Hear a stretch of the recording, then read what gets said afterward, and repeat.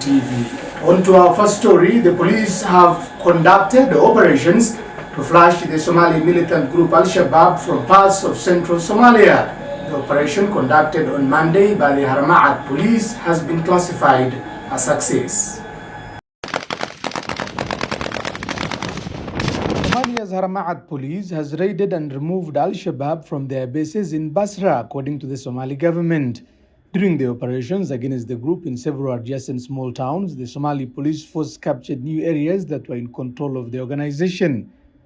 Heavy fighting between the two sides erupted at the area as both sides used heavy artillery. This is the first significant win of the federal government of Somalia, which seeks to capture new territories from the militant and launch a fight against Al-Shabaab to end the scourge of terrorism. Experts say taking control of Basra was important as the group had been using that location as a base to launch lethal attacks on AU forces and SNA bases and innocent civilians in the region. The operation marks the beginning of security activities aimed at winning the challenge of trying to crush the 15-year militant group. A statement from the Somali police force said that they have destroyed makeshift open-air Al-Shabaab courts. Military bases where fighters of the organization had been stationed have also been destroyed. The group frequently targets hotels and restaurants in Somalia's capital, Mogadishu, where Somali officials and security officers are known to gather. It attacked the Hayat Hotel with suicide bombers and several gunmen. Security forces cleared the hotel after an operation that took about 30 hours. And the Somali forces have captured new areas which have been under the control of the militant group Al-Shabaab. Government forces who liberated the areas in Middle Shabelle region have also destroyed an Al-Shabaab court in the area. A military offensive operation conducted by the Somalian National Army in the Lower Shabelle region has resulted in a crushing defeat of Al-Shabaab militants who lost control of the areas of Basra in Lower Shabelle. Somali Prime Minister Hamza Abdi Bare said security forces have captured the town, which has been the base from where they launched deadly attacks on AU forces, Somali army and innocent civilians. guushii way bilaabatay guushii inay bilaabatayna waxaan ka garan meeshaan ka soo galayay raadadkii guusha ku yaalay. Mr. Hamza Bare said his government will launch a total war against the Al-Qaeda affiliated militant group. He called on Somali people to support the government as it accelerates clearing Al-Shabaab's militants from their positions.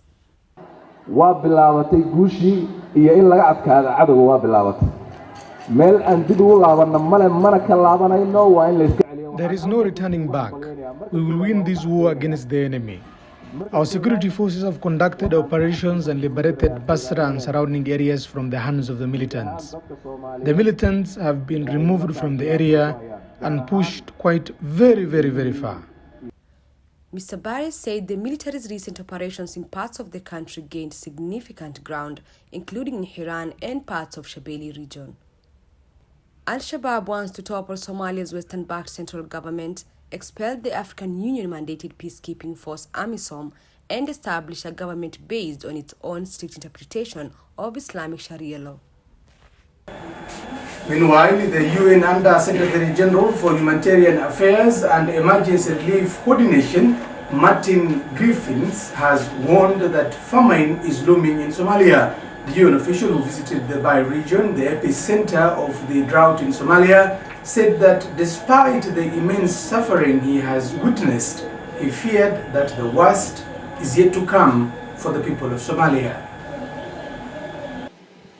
Two areas of Somalia are likely to enter a state of famine later this year as the country battles an unrelenting drought occasioned by failed 4 rainy seasons, the UN humanitarian chief has warned. The Under-Secretary General for Humanitarian Affairs and Emergency Relief Coordinator, Martin Griffiths, has been on a fact-finding mission in Somalia. He has warned that Somalia, which is ravaged by drought, is on the brink of famine for the second time in just over a decade. The Horn of Africa is experiencing its worst drought in 40 years, and experts say the region is on track for a 5th consecutive failed rainy season. An estimated 1 million Somalis have been displaced by the drought, and more than 213,000 people face catastrophic food insecurity. There is an immense risk of famine if crop and livestock production fail. Food prices continue to rise, and those most in need do not get aid. What's happening at the moment here in Somalia and in the Horn of Africa is unprecedented. Yes, Somalia has suffered terribly. We've all seen it. We grew up with the scenes of suffering in Somalia, after all. But what's happening now is 4 seasons in a row the rains have failed. And we think the 5th is going to fail. I've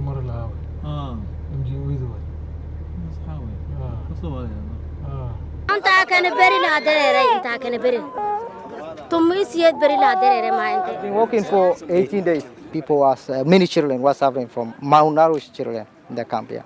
The stories that we hear from the people in this camp and in the hospital from which we just came are stories that need to be told around the world.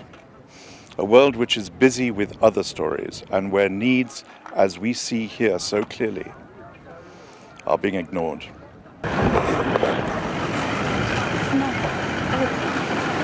Okay, so hang on. Yeah, it's inside. Yeah. Yeah, this is just. I'm going to walk on water later. Oh my God. We fear here in Somalia that the worst is yet to come, and yet I can tell you right now is bad enough. There are people who have been in this camp for 8 to 9 years, and when we ask them about their future, first of all, they don't really understand the question. Survival is enough. But then when they do, they tell us, we don't have a future, we can't go home. We've been here for 8 years, there's violence where we came from. Our animals have been sold. We can't allow this to continue. And yet we fear that the drought which has bedeviled this country these last 4 seasons is going to get worse. Mr. Griffith met with affected communities, government officials and partner organizations to support the urgent scale-up of the response during his visit.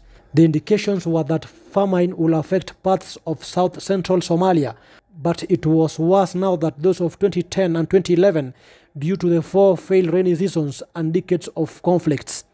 The 2011 famine claimed more than 250,000 lives, most of them children. Aid groups on the ground are doing all they can to save lives and livelihoods. By the end of July, they had provided assistance to 5.3 million people. Meanwhile, 6 men accused of spying for the U.S. intelligence agencies have been killed by the military group Al-Shabaab in Somalia. The men were executed by a firing squad in Jilib, and the event to commemorate their killings was attended by dozens of people. The Somali militant group Al-Shabaab has executed 5 men publicly for allegedly spying on behalf of Western intelligence agencies, according to media affiliate to the organization and regional officials. The source said the 5 men were executed by a firing squad on Monday at the center of Jilib town as dozens of people watched. According to a jihadi website, the men had admitted giving information to American intelligence services about Al-Shabaab that facilitated airstrikes against key militants in the organization. The men have been identified as Muhammad Isaq Asiri, Ali Muhammad Abdi, Khadar Khalif Yunus, Hudayfa Abdirasaq, and Muhammad Bil Hissan. Al-Shabaab has been trying to overthrow Somalia's government and turn the country into a strict Islamic state. The militants who are affiliated to Al-Qaeda were forced out of the Somali capital Mogadishu in 2011 by a combination of Somali government forces and African Union troops, but still operates freely in many rural parts of southern Somalia, where it often enforces Islamic law or Sharia.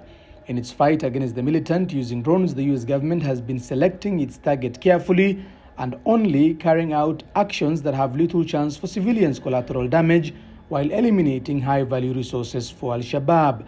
Last month, a US airstrike killed more than a dozen militants in Somalia, the deadliest strike against the terror group in months.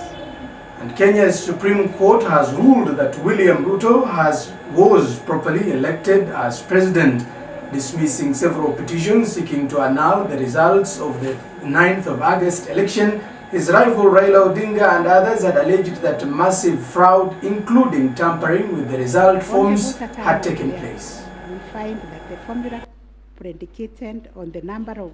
Mr. Ruto garnered 50.5% of the vote in the closely fought election. The 55-year-old will be sworn in as the country's 5th president next week. The 8 petitions challenging the elections were also dismissed.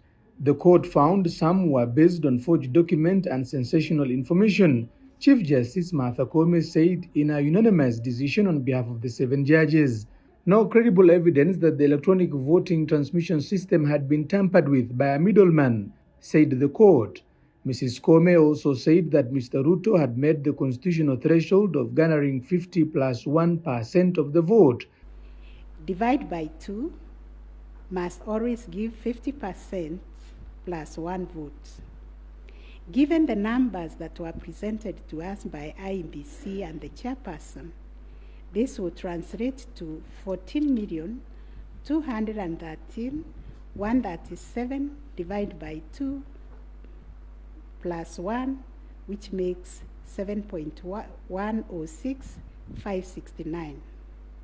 The question that must inevitably follow is whether this formula, when applied, will confirm that 7,106,569 votes is less than 7.176,141, which represents the number of votes received.